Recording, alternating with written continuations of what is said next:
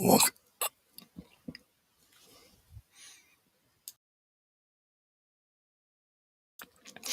Welcome, everybody, to a surprise little live stream today. We're going to kind of jump right into this right now on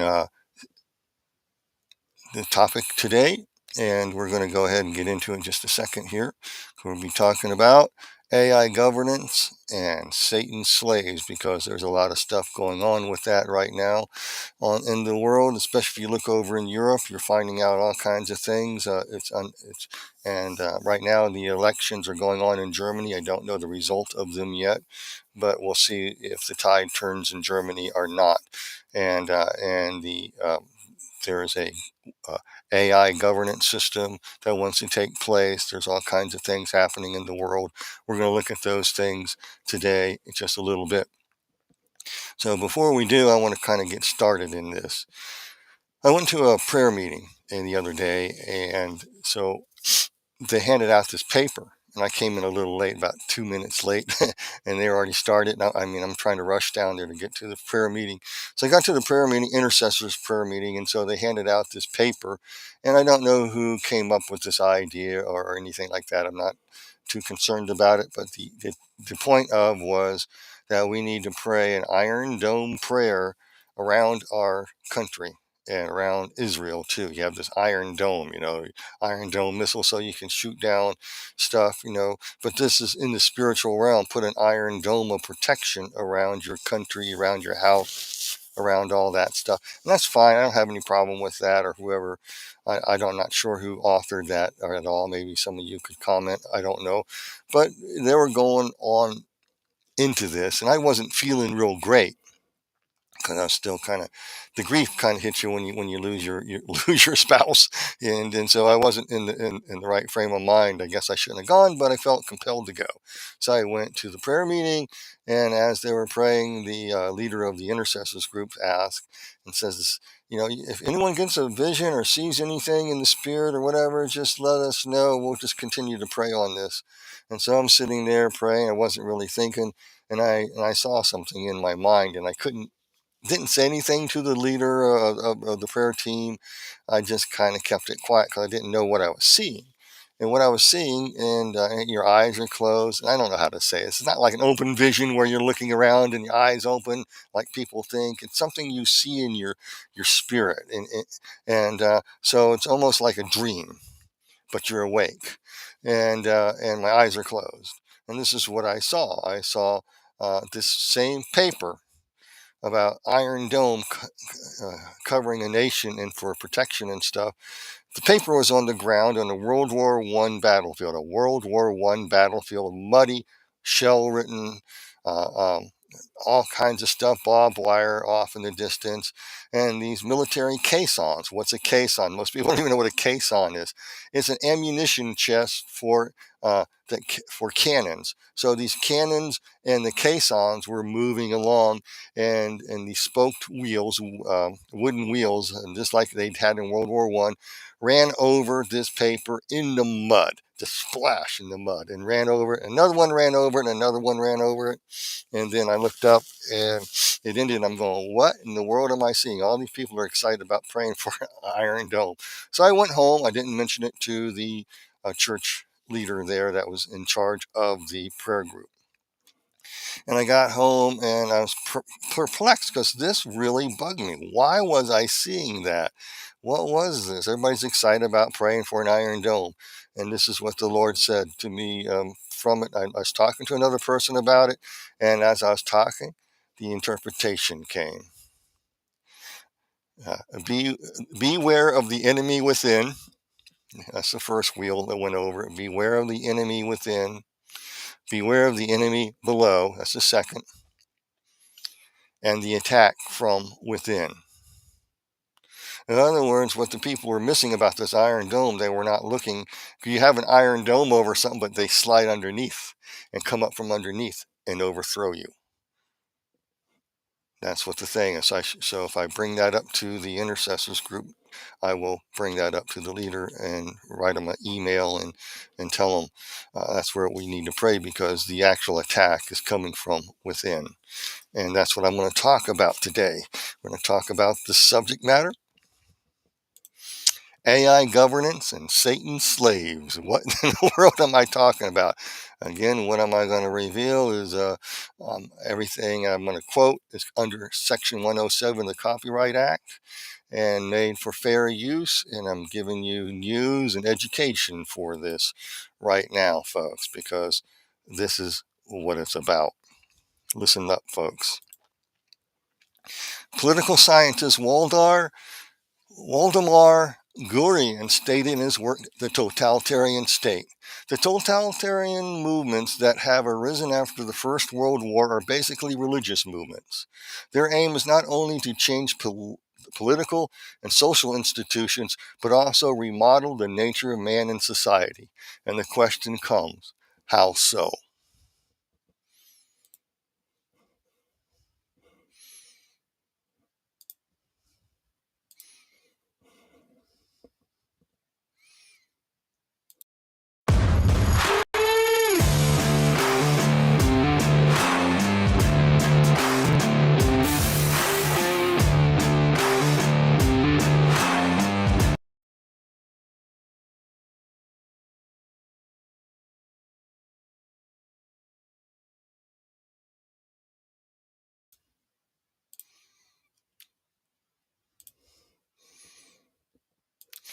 How so? Well, folks, I got to tell you something. We're going to look at this in more detail here because something's happening, especially in Europe. We had J.D. Vance over there addressing a certain circumstance and stuff. And so another person brought this up to my attention in a private prayer group that I have, a different prayer group, brought this attention to me, this subject. This is from the WEF. It's about AI Governance Alliance. And it goes on, states, if you can read that, I don't know. It says AI Governance Alliance is transforming how artificial intelligence shapes our world. Our work goes beyond governance. That's scary. Driving innovation and practical impacts across industries. We ensure AI enhances human capabilities, fosters inclusive growth. That's a scary word, folks, inclusive. In other words, everyone else who's outside the group, they're coming after you. That's what he's saying. We'll find that out in just a second. Okay, and promotes global prosperity. What is their idea of global prosperity? Is called degrowth movement. A degrowth movement is to degrow your economy so that everybody's, in other words, you got to take away from those who have and give to those who have not. And you have to house break them to be inclusive in the club. In other words, you can do with a lot less. So, we need to inflate your economy. We need to house break you so you obey. And so what would they do is degrowth your economy. So you basically have to give up your lifestyle that you're living and learn to live more frugally because these people don't have to, and because they know better how to live your life than you do. It's called the degrowth movement. Marxism, fascism rolled into one. That's global prosperity. By collaborating with the World Economic, cybersecurity, financial and monetary system, health and healthcare, nature and climate, and advanced manufacturing and supply chain centers, we leverage diverse expertise to address the multifaceted challenges of AI. Join us in designing the future of AI together. Wow. What in the world could possibly go wrong with AI governance? Right now, we have the qubits coming online. I've been reading and doing some research on qubits. That's a new Microsoft thing.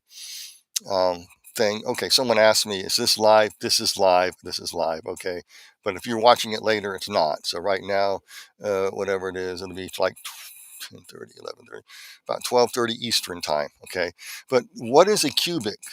Cubic is this Microsoft thing putting out this stuff. They say it's a new element. No, it's mixing two elements together and getting another element. And basically, it's not a new element. It's alchemy. And they're saying we solved the problem alchemy. We're mixing these two metallic elements and we get this third element that we can boost our processing instead of uh, you know into cubics. And I don't know what a cubic is. It is an astronomical thing. So you have a small little compressor chip about, a few inches wide or whatever your processor will replace your processor, and you would have a trillion megabytes in just your home computer. Basically, your home computer will be almost it'll basically do everything. So they figured out that this system, if they could get it developed and perfected, would help AI go and govern. So you have nut jobs in the tech industry, brilliant people who are thinking of the need to create an AI god. So they have an AI god. They have AI sermons you can and ministers, and you can type in there and get whatever minister you want. All your needs will be met by the AI. It's a new system, but it's more nefarious than that. If this type of system, supercomputers will take leaps and bounds, and they can track and surveil everybody on the earth pretty easily with this. That's what I'm talking about. So you have the idea of AI governance. So they want to govern the AI system, and not you or me. We don't have no say in it. It's they decide what's best. How you like that? To be inclusive. And some people ask me, what is wrong with your right eye? Okay, my right eye has, I can't pronounce it, burfitis or something like that in it. It's inflamed. It's the eye ducts are swell, so my eye is red on the right side. Don't let that scare you. It scares me when I looked in the morning, but this comes and goes, and I got treatment for it, so don't worry about that. So that's what we're looking at right now. Let's look at this next thing. It says, Dad Saves America. So I took a clip from Dad Saves America podcast because it came up, and I forgot to put that in the links. I try to put it in the links, but I would suggest you watch this video. But he goes, this is what we must save America from becoming. The far left UK government, following in the spirit of its allies in the Biden administration before it, has stripped its citizens of end-to-end encryption options on Apple devices, which are generally the most secure on the market. It is the latest assault on the civilization values at the core of our Bill of Rights here in America, especially our Fourth Amendment protection of personal property from unreasonable search and seizures. A stark warning of how under attack we all are by the woke reign of terror. I break down what's happening across Europe and that means for us as Americans here. And there's the YouTube video up there link. I forgot to put that in there. Maybe I did. So Apple pulls data protection tool after UK government security row. And it says Apple is taking unprecedented step of removing its highest level data security tool from customers in the UK after the government demand access to users' data. Why do they want users' data? Well, if I'm posting something that they don't like, they'll send their minions out and silence me, and they demand that I be silenced here in America. They are the WEF. They are the elite. Let me give you a brief history of America and what it means to be America. In America, we had a revolution in 1775, 1776, the Concord and the Minutemen and all this stuff. Think about it. Think about it.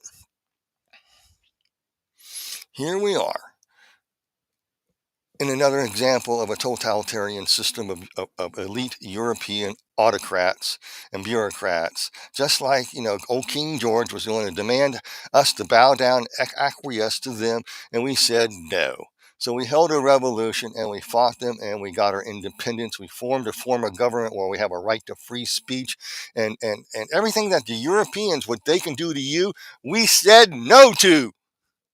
So we have somebody in office now who understands what it means to be an American and do that.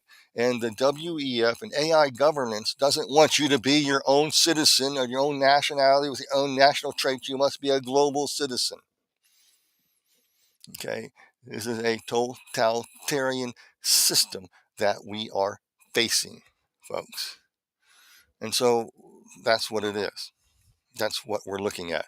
That's why on AI pull the data tools so they can censor you. We already have the UK saying if you put anything that's offensive or whatever according to their standards, then they'll go after you or silence you.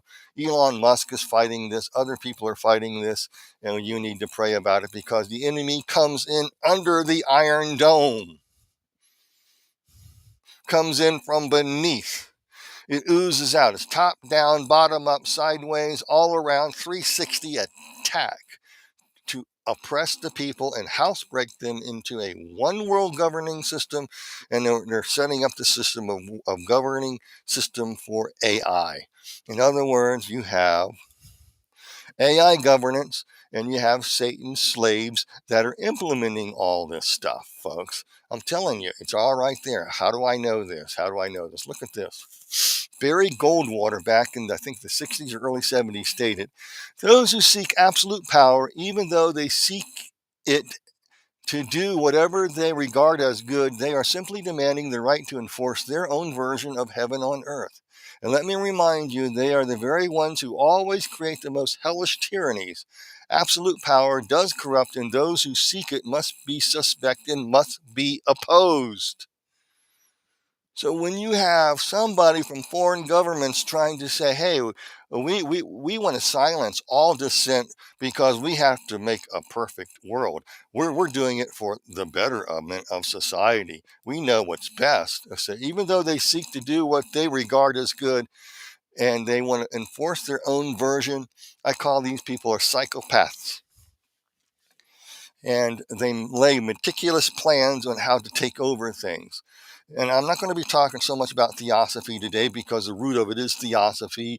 And Alice Bailey and others laid out the plan, and the plans are implemented even to this day on how to be meticulous about it, how to gain absolute power over everybody because your vision is right, everybody else's vision is wrong. So you have to erase national sovereignty, who you are as a people, to make you a collective whole of a global citizen enforced by AI government and by Satan's slaves. That's all I can say. These psychopathic leaders are Satan's slaves. Let's continue onward. Let's look at some of this other. Remember this? J.D. Vance takes aim at the UK and Europe over free speech and democracy. J.D. Vance told European UK leaders there is a new sheriff in town in his speech that roamed across the continent taking aim at the perceived backsliding. The backsliding. Oh, you're backsliding. Oh, America's backsliding. They should be globalists. Just think if Kamala Harris did. I wouldn't be able to do this video now. And you wouldn't be forewarned of what these people want. These people have noble aims and it sounds great, but it's hell on earth. That's the system they want. So J.D. Vance warned about this and said, you ain't going to silence U.S. citizens. We're a sovereign nation. Bug off, global elites. Why? Why would he want to do that, folks? Why would he want to do that? Rod Dreher in Live Not by Lies, excellent book.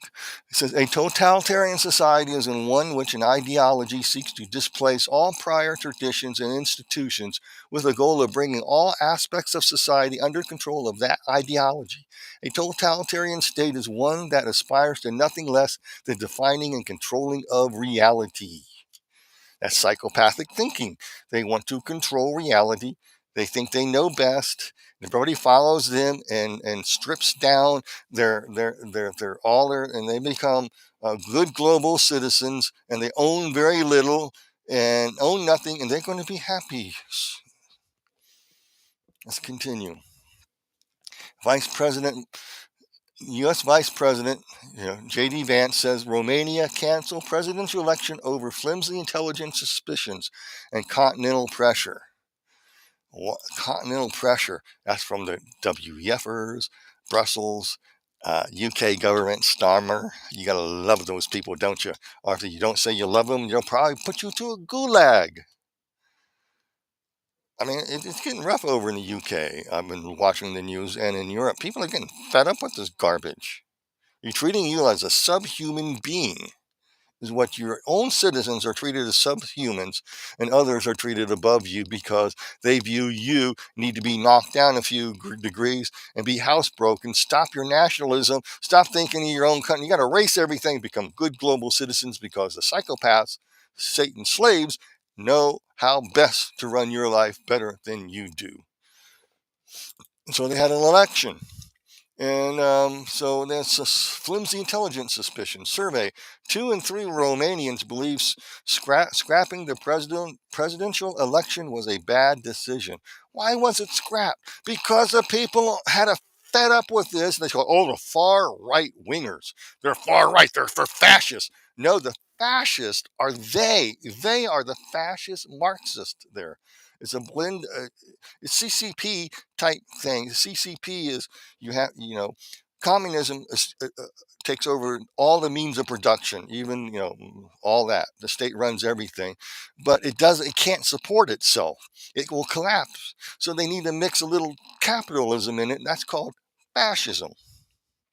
And so they have to create a fascist state with communist ideas. That theory cannot be wrong because we all are a species being and we are herd like animals and we became materialist and we need all that has to be eliminated and get back to pure spirit state, a pure spirit humanity, and wherever where the state finally ceases to exist and everybody just naturally just gels along in this paradise. And how can you get rid of human beings rebelling against this system? Because human beings are naturally rebellious. We have a sin nature in a unique kind of way that's almost a protection for us against totalitarianism that these people want to implement, because we'll rebel. So how can you secure and stop the rebellion? It's through AI governance. Okay. In other words, let's put a chip or a mark on you somehow to rearrange your thoughts to think happy thoughts and think of the system and in the narrative, and we can control you. That's another reason why the cubic thing is disconcerting, to say the least, if not less here, is the reason that is so intimidating, is that they can actually go into Neuralink or some other form and put a chip in your head or a chip in your hand, and they'll plug you into the internet that can alter your brain waves and cause you to think so you never rebel. And so this thing will not happen. There'll be no conservatives, no Christians, no free thinkers allowed. Oh man, you don't want history. You don't want to be like your nation. You're the problem. No, you're the problem because you're the fascists. You're the Marxists. You're the psychopaths in this make-believe world of yours. You deny reality, just like it says here, is the goal of bringing all aspects of society under control of that ideology. The totalitarian state is one that aspires to nothing less than defining and controlling reality. My Lord, let's look at this quote here. Carl Jung, The Undiscovered Self, quotes, and I quote from there: the state takes the place of God. The socialist dictatorships are religions, and the state slavery is the form of worship. That is exactly where they're leading. That is why the Romanians wanted to have an election to get rid of this system. They want to do this in Germany. Hopefully the election will turn in their favor and get rid of it. But no, it's all Nazis taking over. No, they're not Nazis. We're not Nazis. Okay? They're so desperate to cling to power because they want to worship the state. State slavery is a form of worship. This is fascism. This is socialism. It is a religion. It's what it is. Let's look at this slide.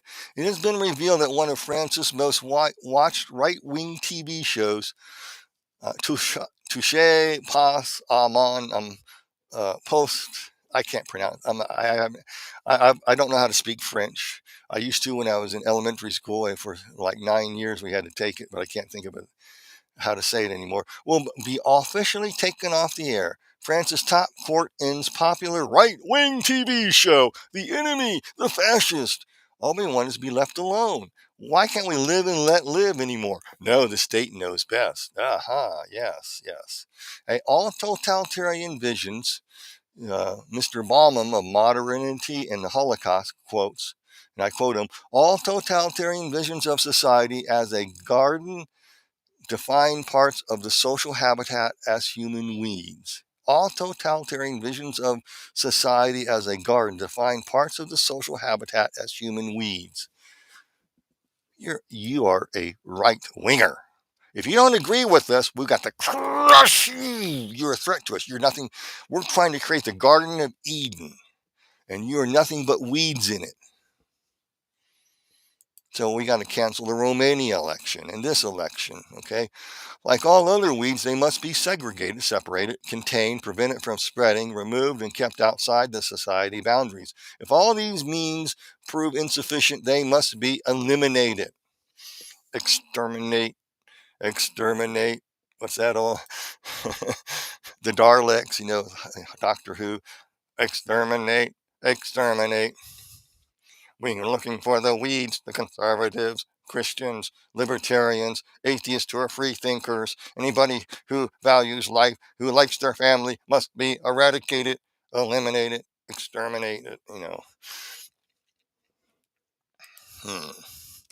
Off the air, French state shuts down right-wing TV channel. Angela Rayner's council overhaul leaves 5.7 million with no vote this year.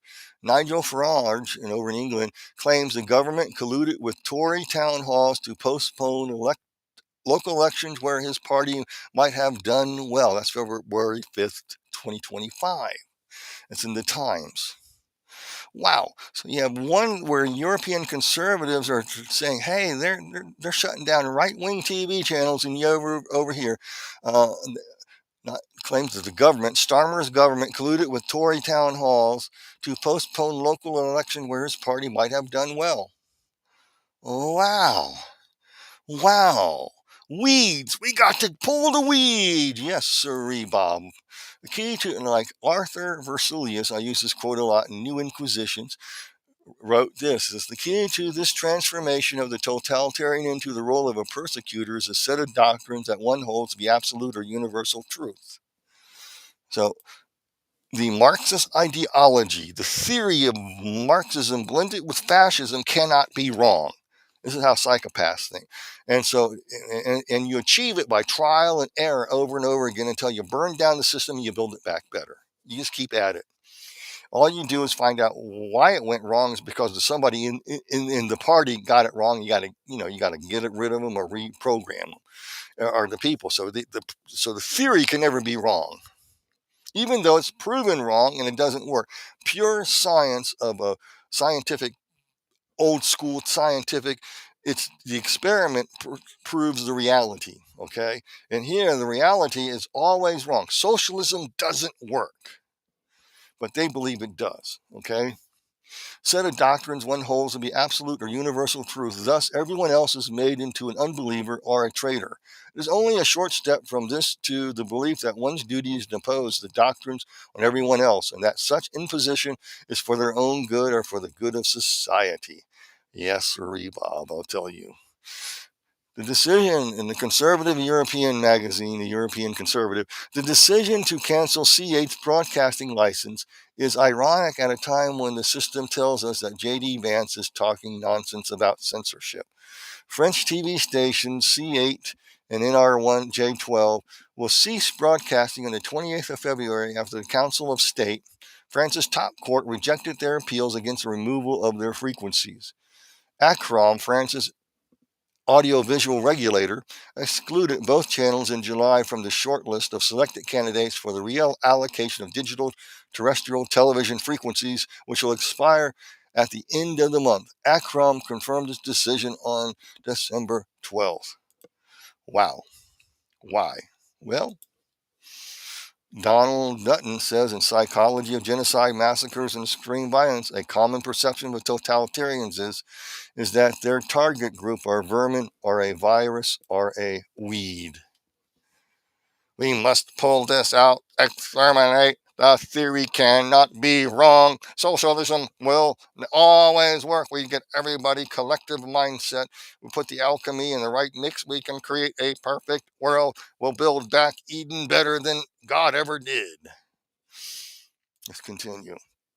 So the French TV channel forces shutdown, causes outcry on the right. Oh, the evil right yeah. Anybody who disagrees with these people are classed as fascists. Yet, so we're being classed as fascists by real fascists.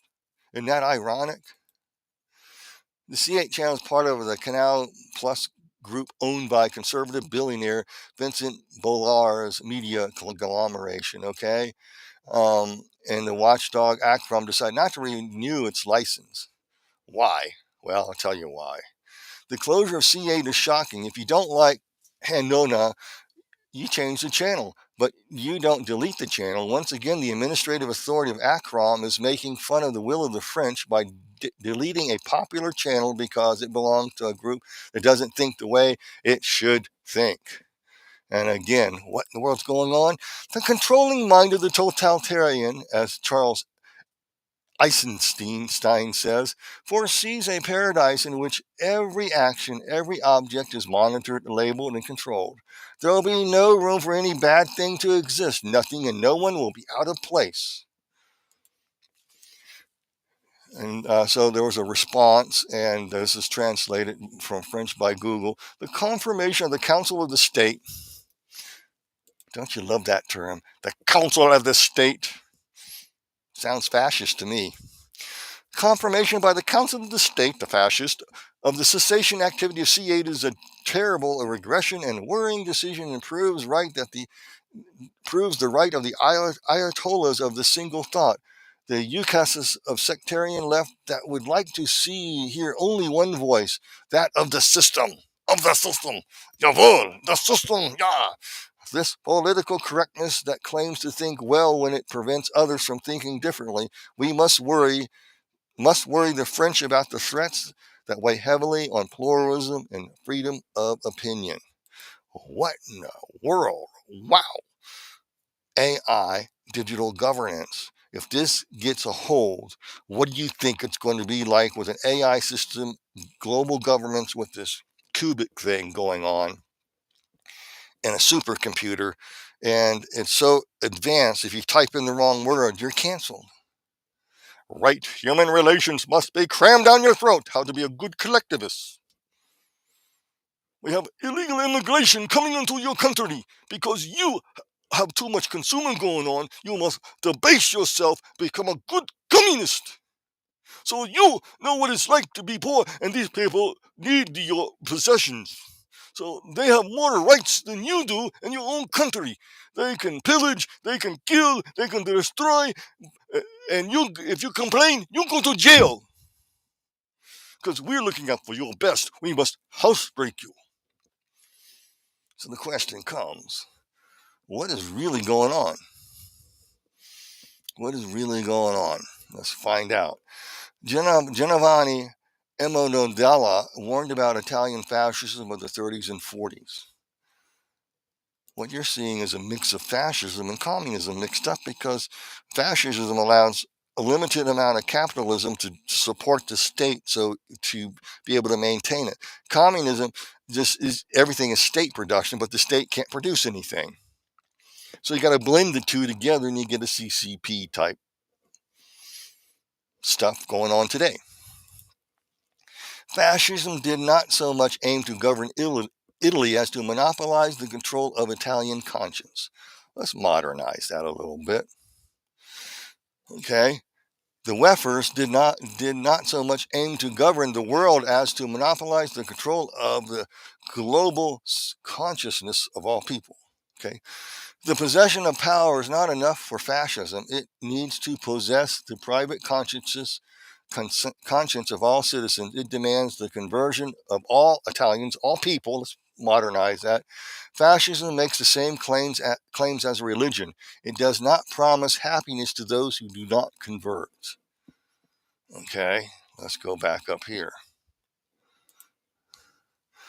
AI Governance Alliance transforming. Oh, wow. Okay. shaping our world. Our work goes beyond governance, driving innovation, practical impacts across industries. We ensure AI enhance human capabilities, fosters inclusive growth. Wow, amazing, isn't it? Inclusive growth.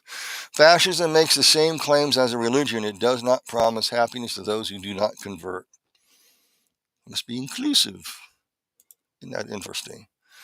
It's interesting, isn't it? Okay, let's go on. Interior Minister Bruno Retailleau, a conservative who had been having a presidential ambition, said C8 had found an audience and its removal was depriving it of a space to express itself. The court's ruling comes as Europe's policing what can and cannot be said, either online or TV, has been questioned by U.S. President Donald Trump's administration. And over the past few years, Belarus media outlets have taken increasingly right-wing term, focusing on crime and immigration, as well as having ample airtime to politicians from Le Pen's party. Oh my God, we can't have opposition to the idea, to the collective highway we want to make. We need 15-minute cities. We must have 15 minutes. You must own nothing and be happy about it.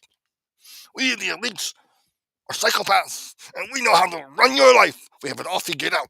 Just submit, obey. You're Americans. You're bad people. You rebelled against King George. King George had the right to oppress you. We have the right to oppress you for your betterment, to housebreak you, how to have right human relationships because you don't know how to. I argue that you guys don't know how to. Because you can't live and let be lived, and you have no trust that people can actually forgive each other and not hold grudges. That racism was dying out until you revived it. Wow, amazing. Here's the whole thing. Thomas Sowell stated in the Visions of the Anointed, they want to be our shepherds, but that requires us to be sheep. Amazing, isn't it? The road to totalitarian domination leads through many intermediate stages. During this process, what common sense and normal people refuse to believe is that everything is possible. Hannah Arendt, The Origins of Totalitarianism. I have lots of quotes from her in her book. What we're saying is that all of a sudden you go, this can't be happening. This is a free and just and fair society. We have a constitution. The problem is they creep in from underneath, just like I saw in that vision about the caissons rolling this idea. Oh, you're covering the country. You're covering but what about underneath of you? What about from the enemy from within your own country? Enemy below that makes them slaves of Satan. Okay? What about the rot that they're going to produce? Are you praying against that? Oh no, this can't be happening. Let's hide our head in the sand. Let's have another sermonette on etiquette, and or something like that. And wake up, church. So the question comes: who in the heck are these people? Is there hardcore evidence of this besides the reality we are experiencing? Yeah, we are experiencing this reality here. And so let me try to bring this up.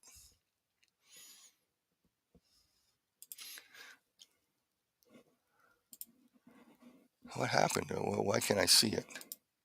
Oh, I have this blocked. There I am. Okay. So I'm bringing this slide up here. And I'll show you. I'm just going to go through this real quick here. It's called Scenarios for Future of Technology International Development. This is a 2010 scenario plan guide put out by the Rockefeller Foundation. This is found in public domain. You can go to their own website and download this Hummer, or you can look around and it's there for you to look at. This is 2010, and it's a remarkable document. I've taught on it before, but I've never been able to do this with you, kind of go over it. I'm going to go over it real quick and show you who these people are. And we'll go down here. Whoops. The Rockefeller Foundation supports a work that expands opportunity and strengthens resilience to social, economic, health, environmental challenges, affirming the pioneering philanthropic mission since 1913 to promote well-being of humanity. Always for the for the betterment of humanity. Right. So they have these scenario plans. It says the result of our first scenario planning exercise demonstrates the provocative, definitely provocative, engaging exploration of the role of technology of future globalization. And you'll see in the following pages. Everything is about globalization, folks. Everything is about this idea of globalization. One world order. We're just one world people. We're good global citizens. Or Alice Bailey would say, we're world citizens. Governed by a world brain. I think, what was that? Was that George Orwell who wrote that? I think so. The world brain. And or I think it was Orwell wrote that paper about the world brain, about a library of knowledge you can tap into. Now we have the cubic a processor coming up, and supercomputers and AI governance, and Satan's slaves behind it, making sure that we'll have this paradise on earth. Read science fiction, it becomes fact sooner or later. I mean, wow. Especially when you have people that were involved in some of these societies back then, theosophy and Fabian socialism, like Orwell was, and it just tells you what they're planning, and that's interesting. And so they want globalization. So let's go back and look at that.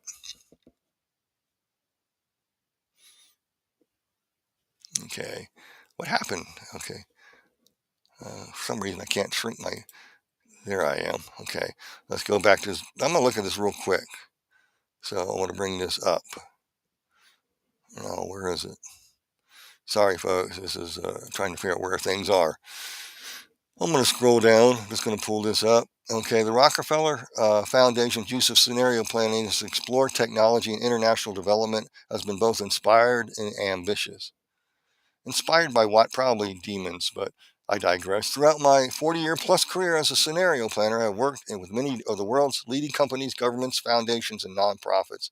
I know firsthand the power of the approach. Scenario planning is a powerful tool precisely because the future is unpredictable and shaped by many interacting variables. Scenarios enable us to think creatively and rigorously about the different ways these forces may interact, and while forcing us to challenge our own assumptions about what we believed to be the future will be. Scenarios embrace and weave together multiple perspectives and provide ongoing framework for spotting and making sense of important changes as they emerge. Substitute challenges as they emerge. Perhaps the most importantly, scenarios give us a new shared language that deepens our conversations about the future, how we can shape it. Woohoo! We can shape the future. Amazing, huh?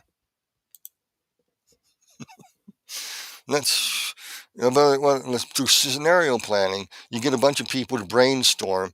What are potential problems? Nationalism.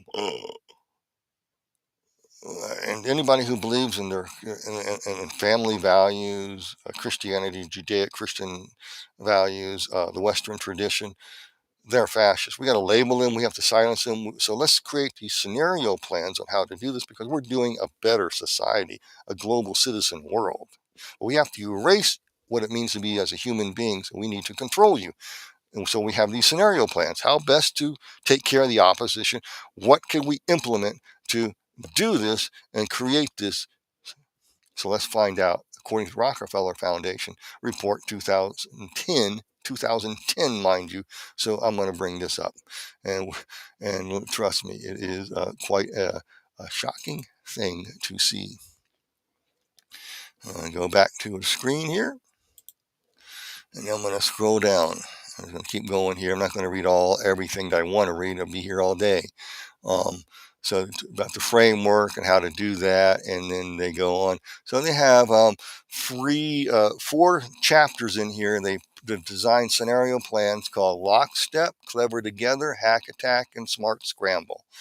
And so these are the four things they came up with to how best is it to combat the how best is it to combat the future problems that may be involved with people who want to stop this. How can we prevent them from gaining power? How can we collect and gain more power? What means can we do it? How can we bankrupt the strongest nation on the earth because the dollar is the, how can we, because, America's stopping us because, their ideologue, H.P. Blavatsky would say there'll be, no more American, no more Europeans. They'll become one new people at the end of the fifth root race stage, going into sixth root race stage of human evolutionary development into a pure spirit state. So yeah, these people, they have a goal, they have a vision, folks. They really do. So let's keep looking at this. Let's go back and I'll bring this up. Just takes me time to get here. Whoops. Okay, scenario narrative. So we go to the narratives. The scenario narrative, the first one they want to implement is called lockstep. Here's lockstep. The world of tighter top-down government control and more authoritarian leadership with limited innovation and growing citizen pushback. So how do we deal with this? I mean, how in the world would you deal with such an issue and stuff? And also, they need to check themselves in case, they may become a little too authoritarian. How can we not be so authoritarian and really fool the people where we want to take them? So let's design this, okay? In 2012, the pandemic that the world has been anticipating for a few years finally hit. Wow! Glory be! In 2012, it didn't happen then, did it? 8 years later, it did. Unlike the 2009, a new influenza strain originating from wild geese was extremely virulent and deadly. Oh, we have to get rid of our chickens now because of a bird flu. I wish I could do an evil laugh. Yeah. Okay. Even the most pandemic prepared nations were quickly overwhelmed when this thing streaked around the world, infecting nearly 20% of the global population and the eradication of 8 million in just 7 months. Okay. Even locally, normally bustling shops and offices buildings sat empty for months, devoid of both employers and customers. Okay. Everything screeched to a halt. The pandemic blanketed the earth. The United States' initial policy, strongly discouraging citizens from flying, proved deadly in its leniency and accelerating the spread of virus, not just within the U.S., but across the border. However, a few countries did far better, China in particular. Wow, those lovely Chinese people.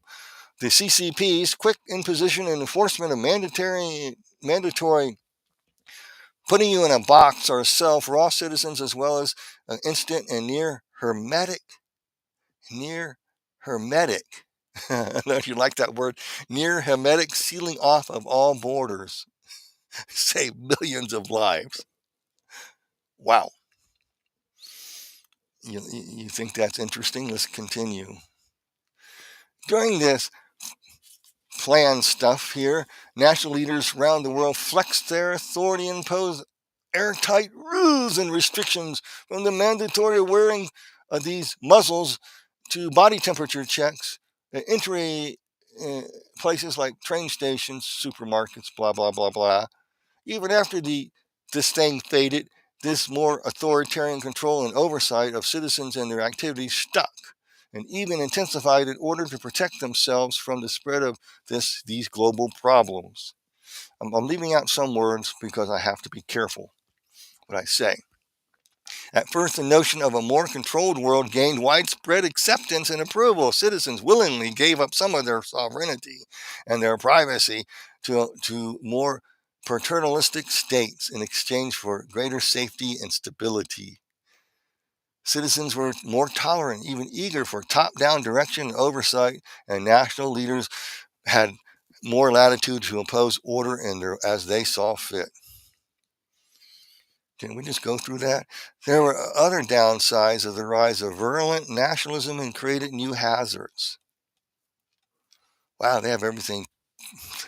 And this thing over here on the left says, it is possible to discipline and control some societies for some time, but not the whole world all the time. So they're trying to scenario plan, how can we avoid this pushback? Okay, meanwhile, in the developed world, the presence of so many top-down rules and norms greatly inhibited entrepreneurial activity. Scientists and innovators were told by their governments that research lines to pursue were guided mostly towards projects that would make money. The market-driven product development or shorter bets. Okay, leaving. Okay, so basically, we're going to restructure the economy. I'm just going to paraphrase this. I don't want to read a whole thing to you. Ends with this. By 2025, where did I hear that before? By 2025, oh yeah, it's 2025 now. People seem to be growing weary of so much top-down control and letting leaders and authorities make choices for them. Duh. Whatever national interest clashed with individual interests, there was conflict. Duh.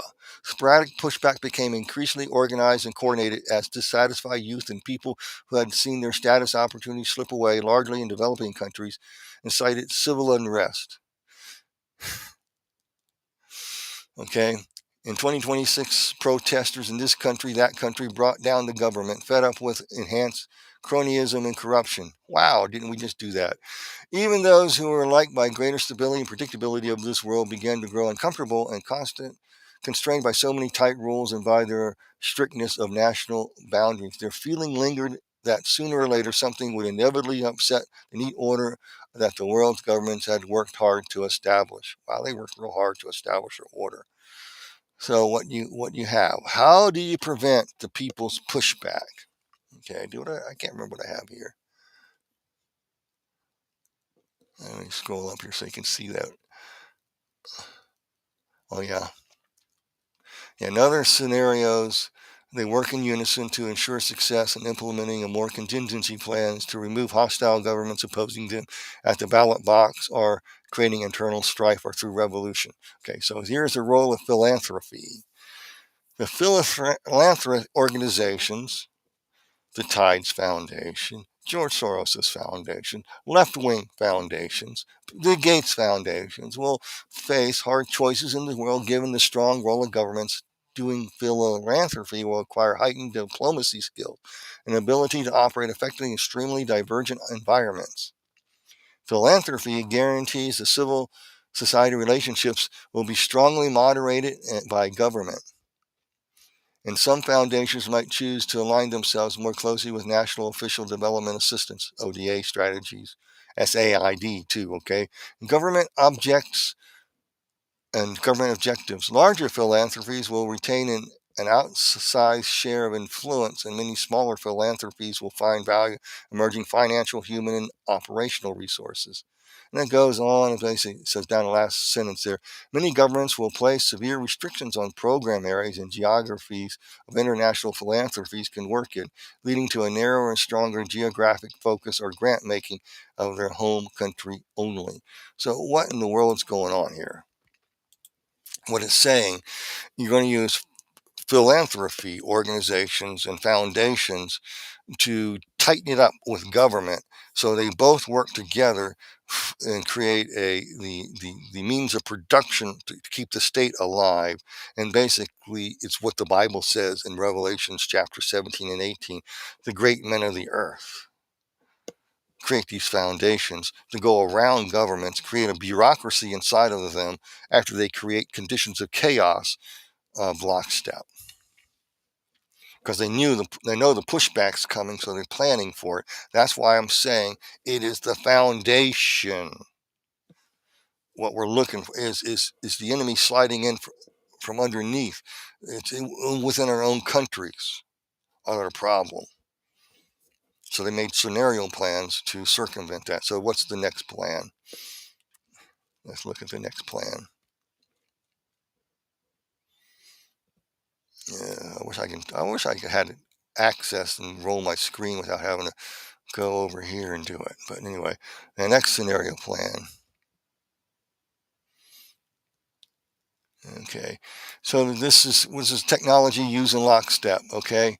The scenario narratives point to areas where conditions may enable and accelerate the development of certain kinds of technologies. Oh yeah, super AI, okay. Technological innovation in lockstep is largely driven by government and is focused on issues of national security, health, and safety. Interesting. Most technological improvements were created by and developed by countries shaped by governments' dual desire to control and monitor its citizens. Wow! They're really philanthropies, right? In states with poor governments, large-scale projects that fail to progress abound. Okay, they got to straighten that out. So it talks about scanners and aftermath of this this state, smarter packaging of food and beverages from big companies, producers. Well, guess what? You're gonna get more botulism and more food poisoning from all our food coming from China. Wow, you're getting sick. What happened to our governor standards? Very rarely a long time ago, did you come across anybody getting food poisoning. It was a rare thing. It did happen, but now it's happening all the time. Wow, boy, they got everything planned, I tell you. Driven by protectionism and national security concerns, nations create their own independent, regionally defined IT networks and mimicking China's firewalls. No wonder they like China so much. Governments may have varying degrees of success in policing internet traffic. But those efforts nevertheless fracture the World Wide Web. Oh my. I'm telling you, what can I say? What can I say? So let's keep going down here. Let's go. Whoa, clever together is the next scenario you'll see implemented here in the upcoming days. The recession of 2008-10 did not turn into a decades-long global economic slide. Okay. Goes down here. Two big problems loom. First, not all people and places benefit equally from this return to globalized growth. Okay, so you're going to return to globalized growth, and not a lot of people are going to be happy about it. Okay, duh. Why not? We don't like to be told what to do by a bunch of stupid idiots who don't know what it's like to be human beings living with real problems in the world, with families who want to be left alone. We're not the enemy because we disagree with you. Stop treating us as weeds, maybe would help, but I digress. Over here it says, undeniably, the planet's climate was becoming increasingly unstable. Wow. Sea levels are rising faster. So far, it hasn't, but um, they're talking about. So this whole thing is about climate change, issues, in such an interconnected world where the behaviors of one country or individual had potentially high impact effects on all others. Piecemeal attempts by one nation here and one small collective environmental organizations there would not be enough to stave off a climate disaster, or for that matter, effectively address the host of other planetary scale problems. But highly coordinated worldwide strategies for addressing such urgent issues just might. What was needed was the systems thinking, and that systems acting on a global scale. Oh my, oh my, oh my, oh my. I should end it now, I'm going to continue this later, but I'm going to continue this part real quick here, just for you. Systemic systems theory. When I was in college, we learned systems theory was called um, critical systems theory. You take a system and you criticize it and pit its own nature and character against its structure to change it, because you're not going to change. Okay, you're producing too much producing. So we have to go inside of you and say, you have a systemic racism in your system, in your corporation. So you must dumb down, become equity, and stuff. So you must have diversity hires. So we'll have back quotas again of people who are not really qualified to support the Marxist idea that this, you don't need to have education to be a rocket scientist. Just the desire to one. So you wake up one morning, you're a rocket scientist. Or you're a brain surgeon, so you go there. I'm going to do brain surgery today. Have you had any practice? No, I never did it before in my life. I'm a Marxist. I'm a diversity hire. Let me do brain surgery on here. I never flew a plane before. Doesn't matter. I'm a diversity hire. And so let's So next thing you're going to see in the scenario is climate change, and it's designed to basically destroy the economies of the world. That's the plan. That's what this chapter is about. I'm not kidding. It is about that. And I'll go up here. Together, their governments hashed out plans for monitoring and reducing greenhouse gas emissions in the short term, improving the absorptive capacity of natural environment over the long term. In 2017, remember this was written in 2010, an international agreement was reached on carbon sequestration. By then, most multinational corporations had chief carbon officer, DEI officers, whatever. Intellectual and financial resources were pooled to build out carbon capture process that would best support the global systems. Boy, I tell you, do you remember the gas bags on cows? We have to get rid of cattle. We're going to put gas bags on them, because, cow methane is a diametral threat. So is horse flagellants, too. So all animals and sheep must have bags on their rear ends to capture the gas. We can use that gas to power our cars.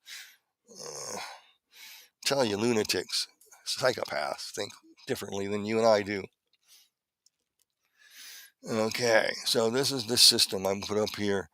They want an interconnected world and plans for monitoring. They want to support global ecosystems. Must have centralized, globalized oversight and governments. Nation states must lose what? Not all, but some of their power to come under the UN that provides oversight. So here we have centralized global oversight and governance structure sprang up not just for the emergency use, but for disease and technology standards. Nation states were losing some of their power and importance as global architects and strengthened the regional governance structures emerged. International oversight entities like the UN took on new levels of authority, as did regional systems like the Association of blah, blah, blah, this blee, blee, blee, blue, blah, blah. You can read it on your screen. And it says here in this little Michael Free says here, what is often surprising about new technologies is collateral damage. The extent that the problem that you can create by solving another problem is always a bit of surprise. Collateral damage is a military term where innocent people suffer. We're the global elite. We are the global elite. And as the global elite, our policy is going to wreak havoc, but what's a little collateral damage to the peons? It's not going to affect us. We have all the wealth. We can hide in bunkers, but these peons can't. There'll be a little collateral damage, but who cares about the weeds? Who cares? They don't like us anyway, so we have to housebreak them for climate issues. Interesting. I just find this stuff interesting. So let's go over here. Where is my... Okay. It says new inexpensive technologies like better medical diagnostics were more effective.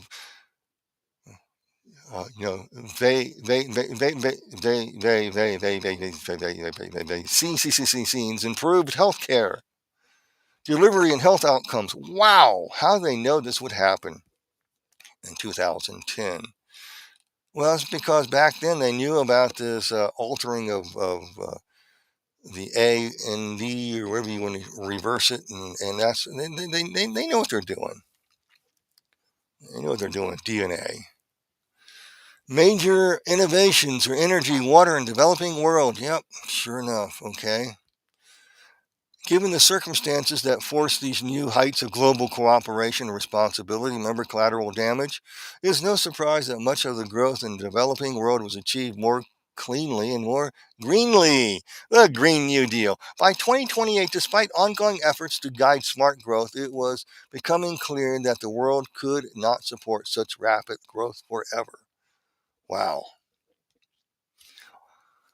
So you have here, they have their plan. Global economy turns the corner in 2011.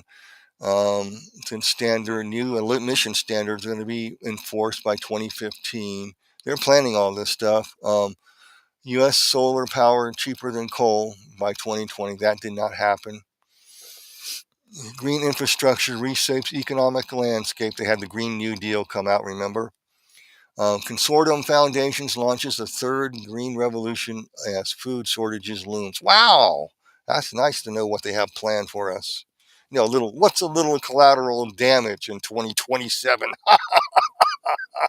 As long as socialism is proved correct by trial and error, will housebreak humanity. Systems thinking and knowledge management prove to be critical skills as philanthropic organizations seek to share and spread their best practices, identify leapfrogging opportunities, and better spot problems in failed or weak states. Remember the great men of the earth. Great men of the earth. So here's what their purpose in all of this Green New Deal stuff is.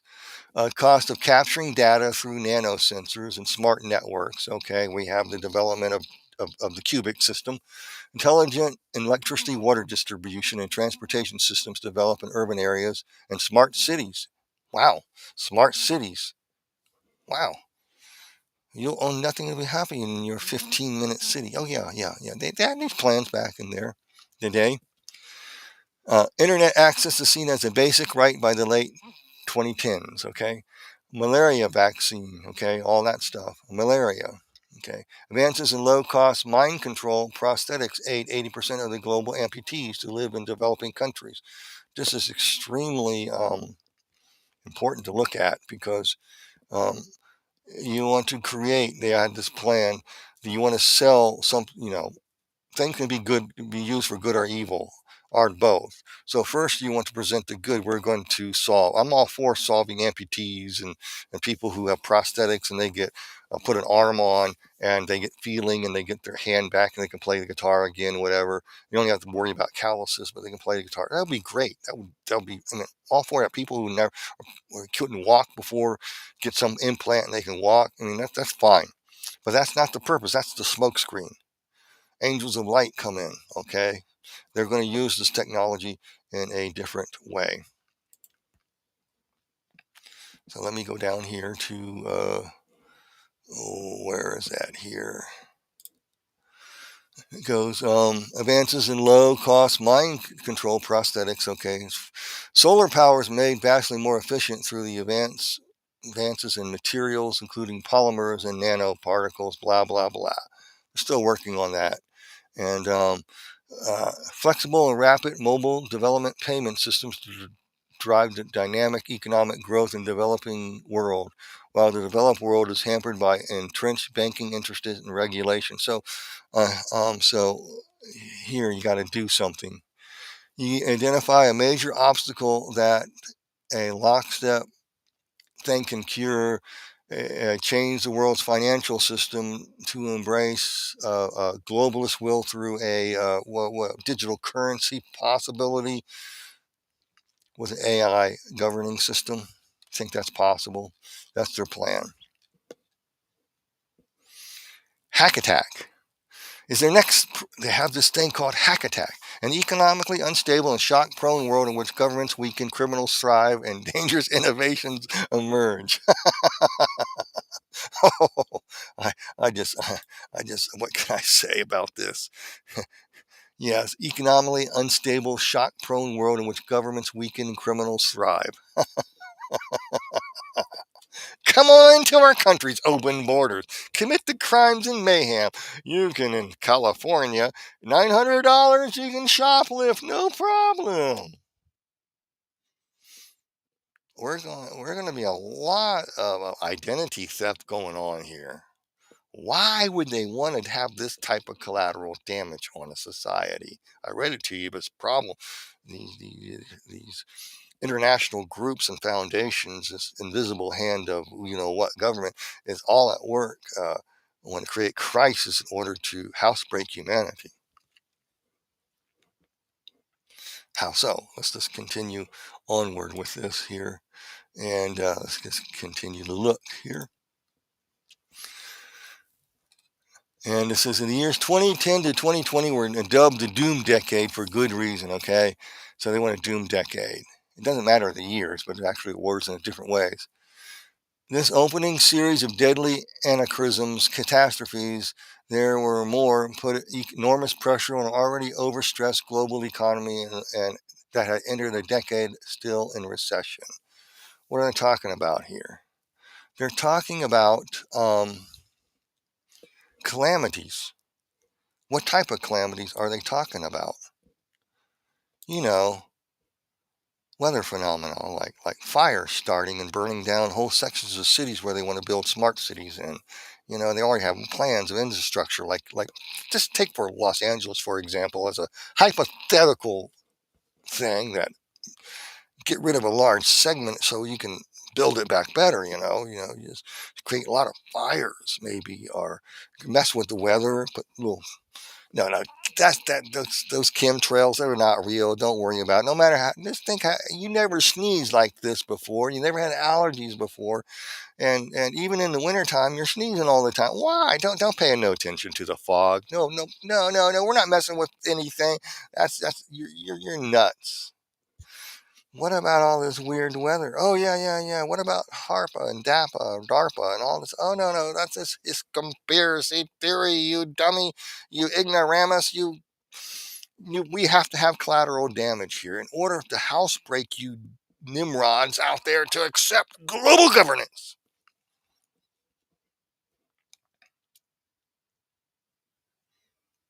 Mm-hmm. Wow. I just reading this here. Let me go back up to it here and let's um, go here.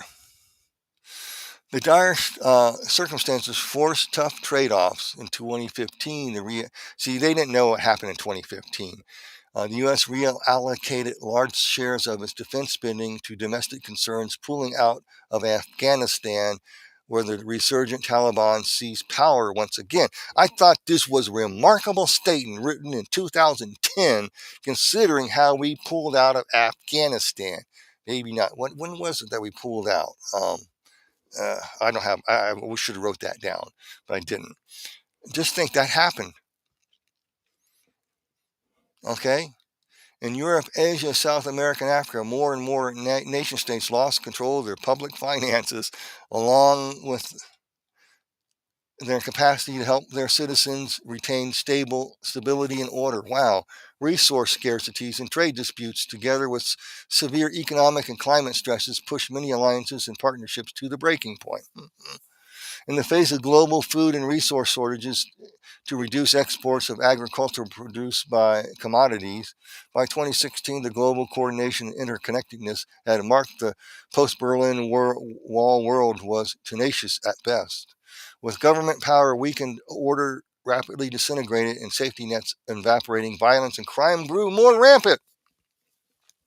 Countries with ethnic, religious, or class divisions saw especially sharp spikes in hostility. Duh. Duh. Let's just import these people in there to create that. Okay? Let's just put people who have a entirely different religious system who wants to control and dominate the world. Let's just open up our borders and let them come in. We have to housebreak this citizenry. What's a little collateral damage? After all, these people are Satan's slaves. They don't give a rip about you.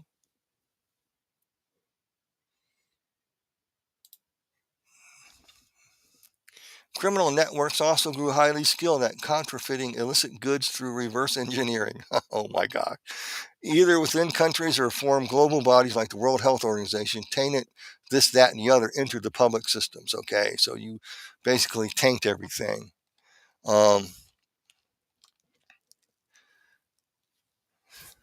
Okay. Then we have this Adrian says here, Adrian says, we have this love affair with strong central states, but that's not the only possibility. Technology is going to make this even more real for Africa.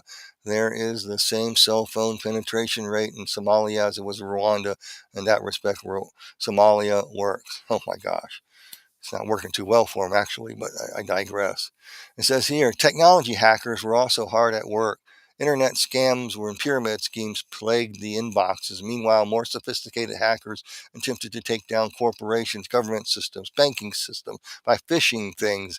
Uh, An information heist of their many resources generated billions of dollars in losses. Despite desperate to protect themselves and their intellectual property, a few multinationals still thriving enacted strong, increasingly complex defensive measures. Patent applications skyrocketed, and so forth, etc., and patent thickets proliferated as companies fought to claim and control even the teeniest innovations. So, what is this saying? What is all this? This is what it means. This is a Wild West environment had a profound impact on innovation. The threat of being hacked in the presence of so many thefts and fakes lowered the incentives to create me first rather than me too technologies. There we go. Me too technologies. That's exactly what they want it to do. We're going to have me too technologies, folks. Me too technologies. That's exactly what they did. This is to destroy the economic systems that you know that hold us together, that individualism and family support. This is collateral damage. They have to destroy that by allowing more hackers and to unstabilize and break the economy, to ruin the economy, because you're going to build it back better in this Marxist utopic view. That's the goal. Basically, that is the plan. It's all laid out in this philanthropic organization, only looking out for your best interest at heart. Interesting, isn't it? Let me conclude this real quick.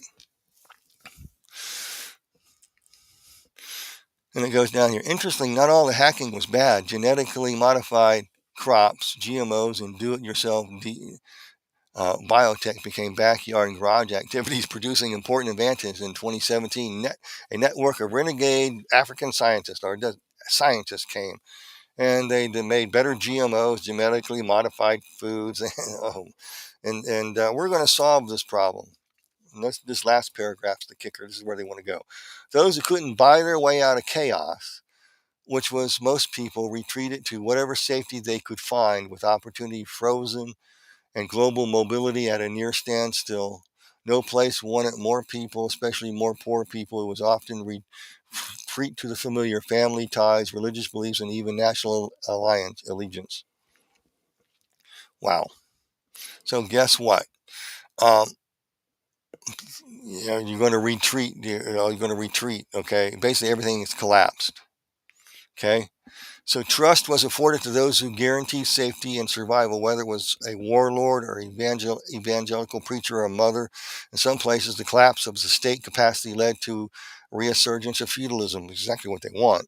In other areas, people managed to create more resilient communities, operating as isolated micro versions of formerly large-scale systems. The weakening of the national governments also enabled grassroots movements to form and grow, creating rays of hope amid the bleakness. By 2030, wow, 2030, what's a magical number? The distinction between developed and developing nations no longer seem practically descriptive or relevant. Their goal objective is met by destroying everything, burning down the system, folks, to create a new global world order. Whoops, why did I bring that up there? Where's my slide? As were highlighted in 2012. Okay, violence against minorities and immigrants, and the Islamic terror networks. Okay, thrive in Latin America. I just read you. They wanted this stuff to happen.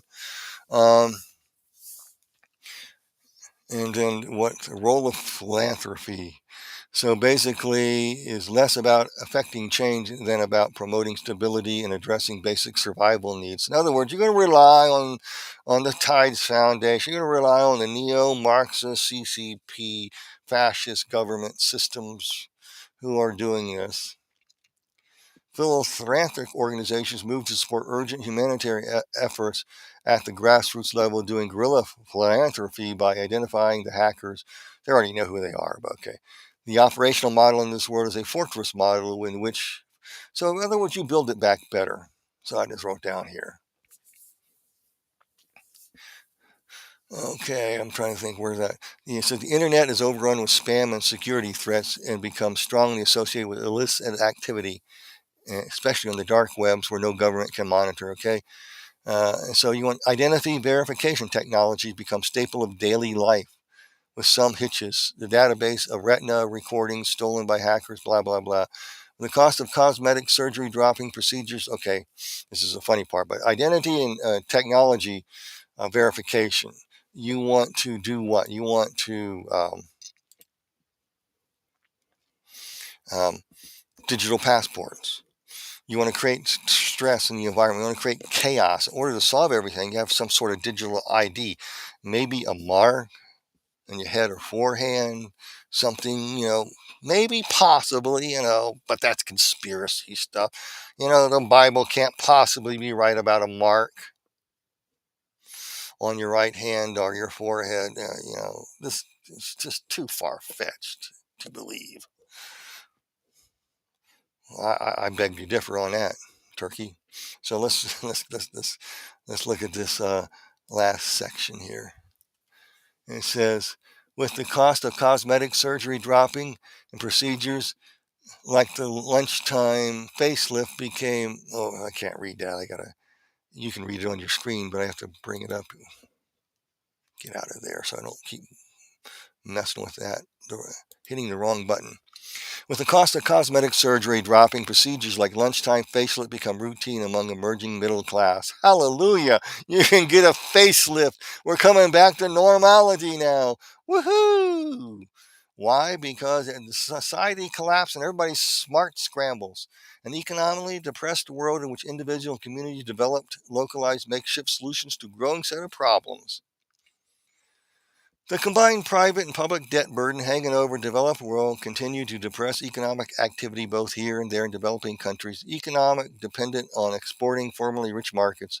Without ability to boost economic activity, many countries saw their debt deepen and civil unrest and crime rates climb. The United States, too, lost much of its presence and credibility on the international stage due to deepening debt, debilitated markets, and a distracted government. Didn't we just come through that with the Biden administration? Do you think this was all planned? Oh, I digress here. Let's continue. Thus, in turn, led to the fracturing or decoupling of many international collaborations started by or reliant on U.S. continual strength. There's trouble in China, okay? It goes on. I want to read the whole thing. It goes here. Overall economic stability felt so shaky that the occurrence of a sudden climate shock or disaster would likely send the world into a tailspin. Okay, so what are they doing here? They want to collapse the system. This is a remarkable statement on this page here. The spreading of ideas depends on access to communication, peer groups, and communities in practice. Even if someone has a blueprint to make something, they may not have the materials or know-how. In a world such as this, we do not create an ecosystem of research among these communities. Well, it sounds like DEI, but the spreading of ideas. If you follow me, and you know what I'm talking about, the rays of initiation and all that. The sixth ray of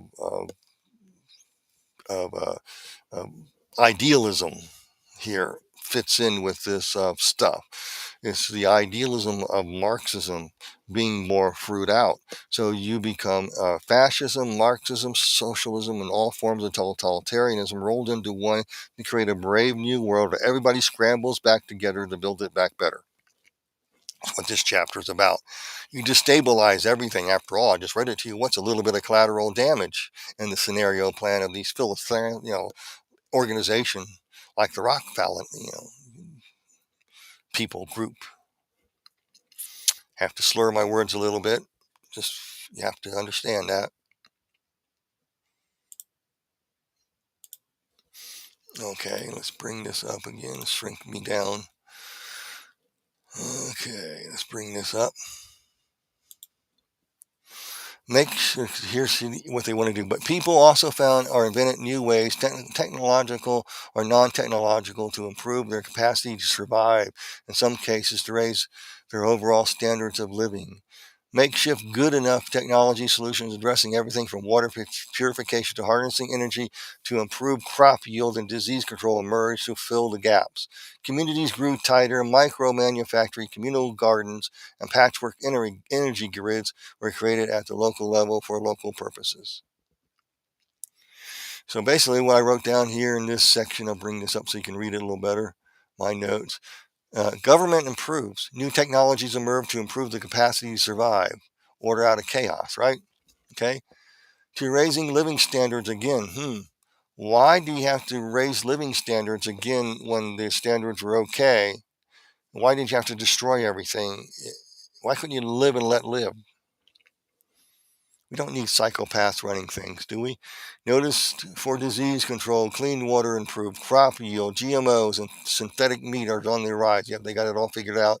Communities love each other, grows tight. Why?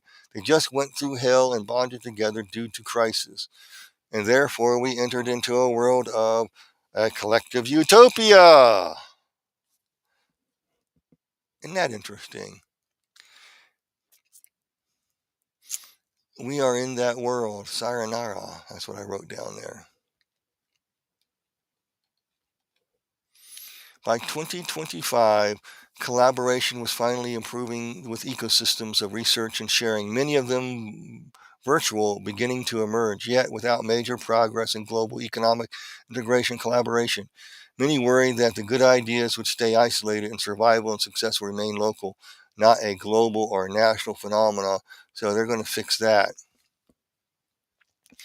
Here he mentions the problem they needed to solve, in which involves getting back on track to willingly embrace the iron will of globalism achieved by mixing with a nationalism clay. You subdue it. Philanthropy, let me write up here, requires a keen screening of capacity to identify highly localized solutions and specialized pockets of expertise. Yep, that's what it's all about. Here, the group of world servers see groups and state their goal in this scenario: promote global coordination, innovation, group control, group love, group conformity, created by the chaos they created. Again, they want to collect data on you and adapt more plans to fix what does not work. Typical Marxism. So if you scramble together, you have energy technology improvements toward efficiency. Breakdowns in global medicine supply chain can order a little chaos, can emergencies of locally bioengineered super strength homeopathic remedies. Okay, widespread micro manufacturing using 3D printers enable fabrication, replacement components, so forth, etc. Garden allotments may proliferate in megacities, and new urban dwellers seek to supplement the scarce food supply to maintain their agricultural heritage. Sounds like the leap forward Marx, Mao's leap forward and the Cultural Revolution. And lastly, technologically advanced communities use mesh networks to ensure high-speed internet access, but most rural poor remain cut off from the access. Well, you just destroyed everything. But, at least you got the people in the city to look for food. So we'll see in these things. 1, improvement, green energy, breakdown of global medicine, solved how. Improvements to suggest green energy, AI, and robotic improvements need to fix everything. 4, let's forget about grocery stores and cities. Let's go green and grow our own food in the community gardens. In other words, you guys in New York City, going out in Denver, downtown, you got to tear up your streets and plant gardens where the sun don't shine. You in Jersey City, same thing. You get to tear up your streets and plant your own garden. You're going to starve to death. We're in a brave new world. You had too much consuming going on. You had it too good, so we need to housebreak you, keep you from rebellion. This is their documents, folks, not mine. I did not make this up. This document's on public display, public domain. It's there. It's downloadable. And let me bring it back up here for you. Let me find it. Give you the name of it again. And all that.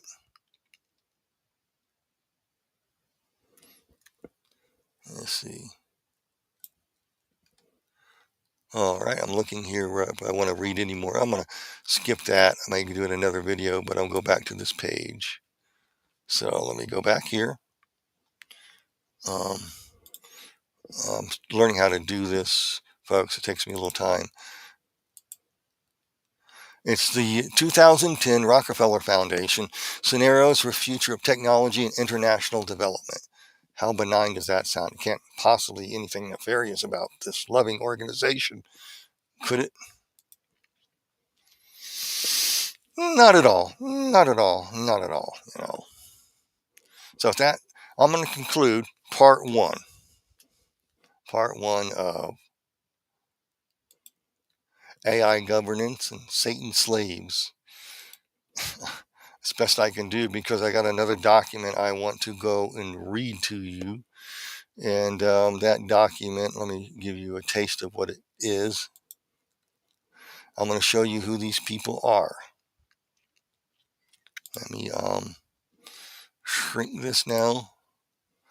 I want to read this little document because Silent Weapons for Quiet Wars identifies who these people are. So to whet your appetite, let me go there and scroll down to one particular section so you can see it and read it. I'll tell you more about it. I taught on this before, but I never had this ability to do this online during a live stream. It says top secret Silent Weapons for Quiet Wars Operations Resource Technical Manual. Okay, welcome aboard. This publication marks the 25th anniversary of the Third World War, called the Quiet War, being conducted using subjective biological warfare fought with silent weapons. This book contains introductory description of this war, its strategy, and its weaponry. May 1979. It is patiently impossible to discuss social engineering and automation. Okay, let me try this again.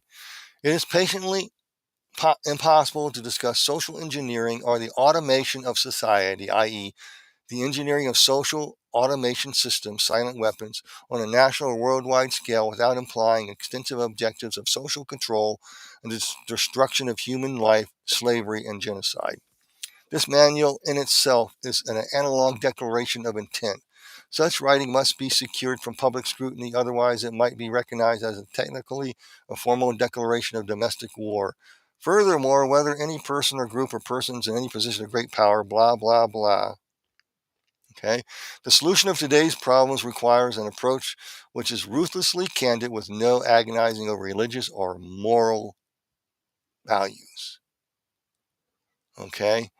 You have qualified for this project because of your ability to look at human society with cold objectivity, yet analyze and discuss your observations and conclusions with others of similar intellectual capacity without the loss of discretion or humility. Such virtues are exercised in your own best interest. Do not deviate from them. Talking about psychopaths who are planning, scenario planning, and stuff like that. There's a lot more than, all kinds of them I can bring up. So we're going to discuss this book next time in part 2, because it identifies these people. You don't know who they are, but you can pretty much put it together.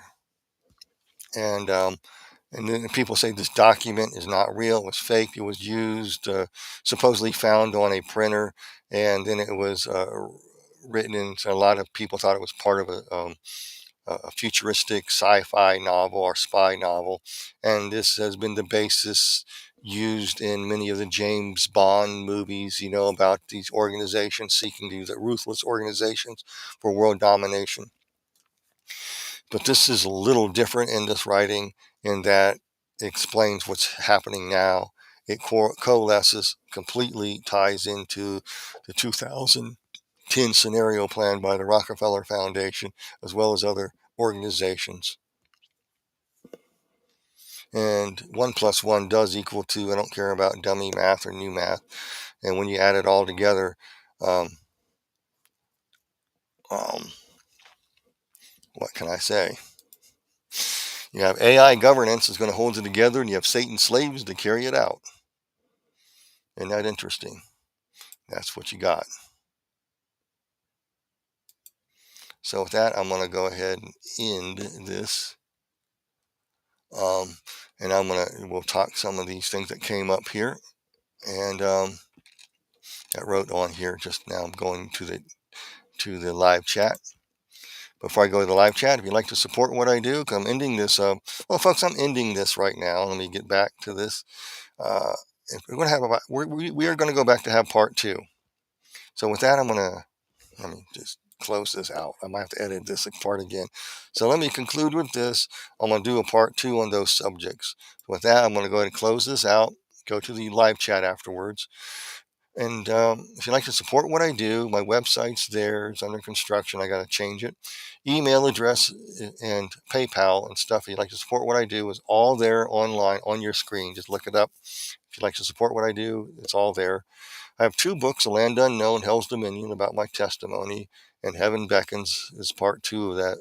That series. I have a third work in the work right now too. And I'll be talking about that a little bit later. I'm also going to be talking about Heaven Beckons a little bit more, upcoming ways to take a break from this other stuff. But I thought this was kind of important to do. With that, I'll just go to the live chat.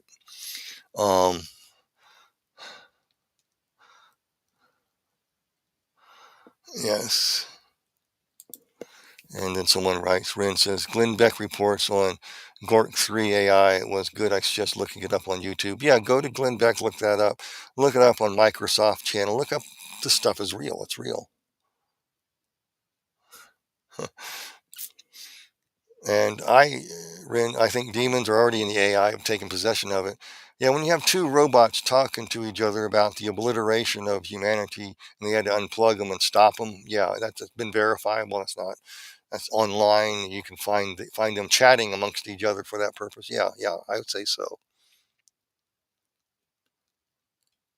And we're coming up to the April 19th. It's 250 year with a shot heard around the world. That's what we need again. Look what we're fighting now. We're fighting a Luciferian system that denies reality. I can't believe what's happening in Europe. It's not going to end well. Chaos is coming. Okay? Just like I said, saw that vision when they were praying, and you got to watch out for the enemies within and below, the demonic activity and all the corporate world working together to get below an iron dome of protection.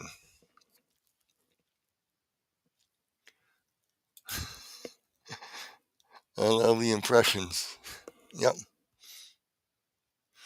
They arrest people in England for a meme. Yet Pakistani thugs can get a pass. This is insanity. Yep, you got it. Oh, you like the background. I did too. I thought it would be right and had a nice shirt I can match with it. I'm trying to learn what my wife taught me about matching clothes. I'm still not too good at it. Okay, then you have John Kerry, Al Gore consider themselves global citizens, not U.S. citizens. They're working overtime against our best interest. You got that right.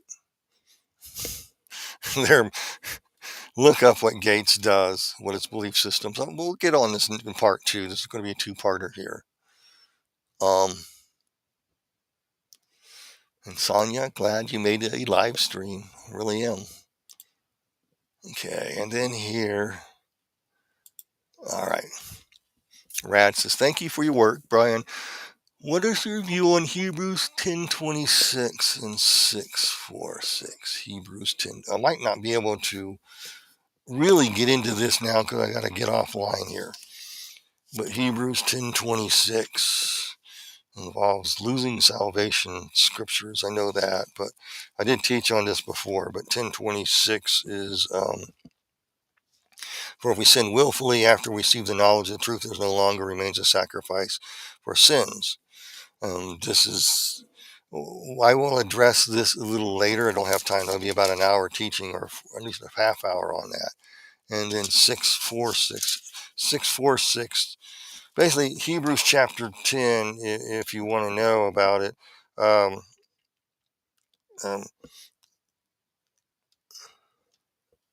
Talks about people leaving they're under a lot of persecution historically, and so they were going back to Judaism.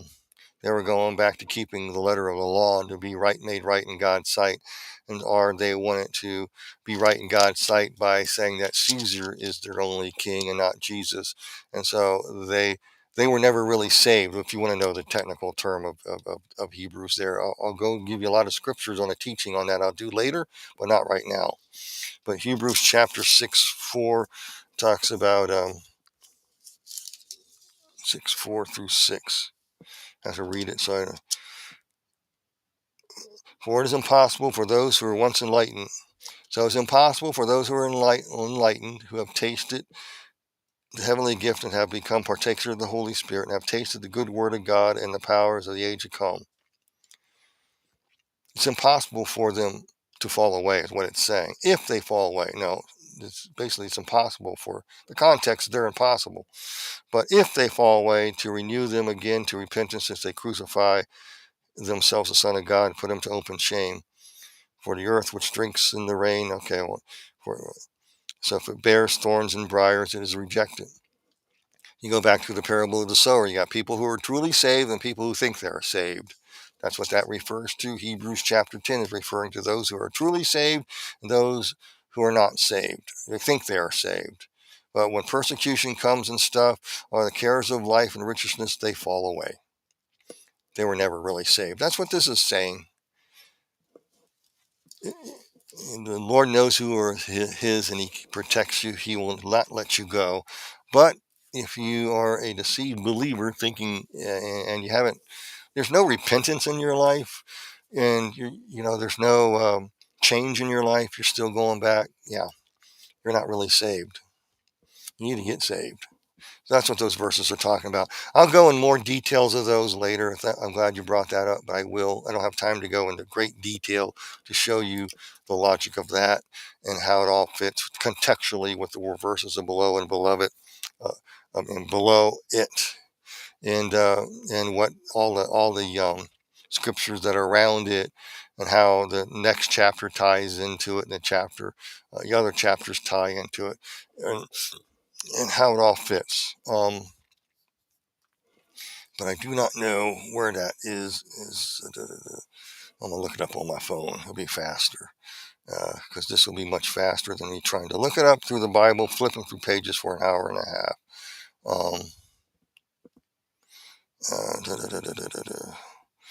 It's Hebrews 7, I think.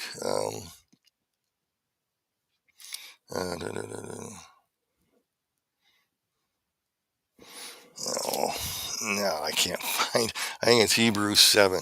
Oh, I wish I didn't get myself into this online. I want to get off the air here. I got things I got to get done. Hebrews 7. I think it's Hebrews 7 or 11 or something, or 10 or 12. It should be easy to find. No, it's not Hebrews 7. Okay, let's go past that.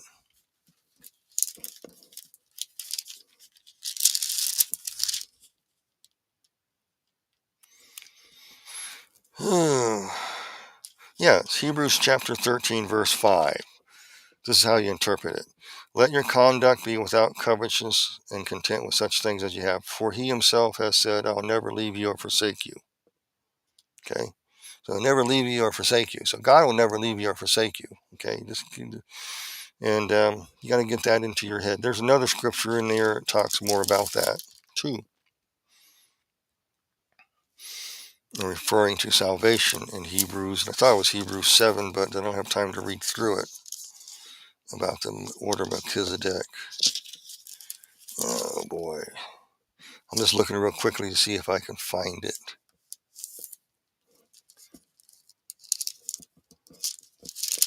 The blood of Jesus cleanses us from all sin. That's a different verse.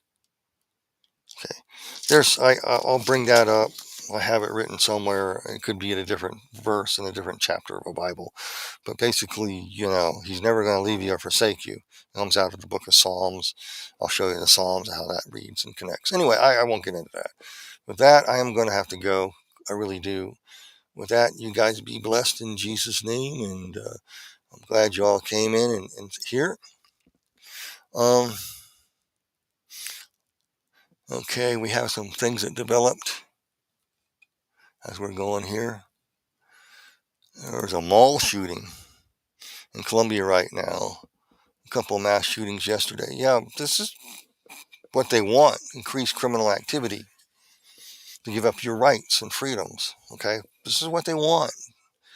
They're playing with human chemistry. If you downgrade mental health, and you destroy the family and create conducive conditions to create chaos in society by destruction of the family, destruction of norms and values, you're going to have a lot more crimes. And plus, you have nut jobs entering into our country who has illegal people doing horrendous crimes and getting away with it and released.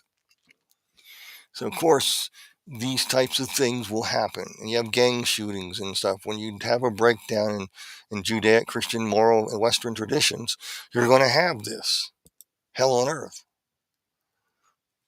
And say Psalms 91 every day for protection. I would say pray it to yourself. Make out a personal Psalms. For he who dwells in the secret place of the Most High shall dwell under the shadow of the Almighty. Okay, just pray that whole Psalms. It's a powerful Psalm.